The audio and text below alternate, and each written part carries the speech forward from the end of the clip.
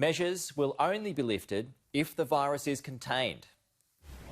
Yeah, that's right, Pete. But this does provide some light at the end of the tunnel. The Prime Minister laying out the roadmap of how we could be easing restrictions across the country. This is the next 4 weeks. The baseline restrictions that we are seeing in place across the nation will remain as the government looks to achieve 3 key goals. I'll take you through them. The first of this is a broad testing capability. This is so people without symptoms can also be tested. The second is a better tracing capability through apps. This is to make sure that they are able to enhance that contact tracing that we are currently seeing done via a mobile phone to see who you have and haven't been in contact with. And the third of this is a local response capability. This is similar to what we've seen in northwest Tasmania in the last week to make sure that if there is an outbreak that it can be contained to the area in which it first started. The Prime Minister has given his first broad indication of the sector that could go first when these restrictions begin to be eased.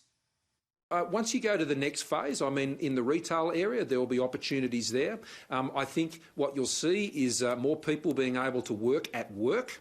That might be on a rostered type basis. I mean, some of that is happening already.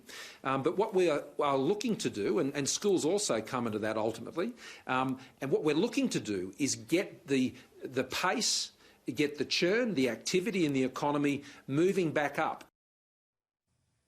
Now, given Australia's ability to flatten the curve and the lower number of cases we are seeing day by day, the Prime Minister has been asked about whether the possibility will eradicate this virus here in Australia. He says whilst that hasn't been the targeted approach of the government, it may be the byproduct of this suppression approach that we have taken. And the irony here, Pete, is that we won't necessarily have to have gone to this full-scale lockdown like they've seen in New Zealand to get that same result of eradicating the virus.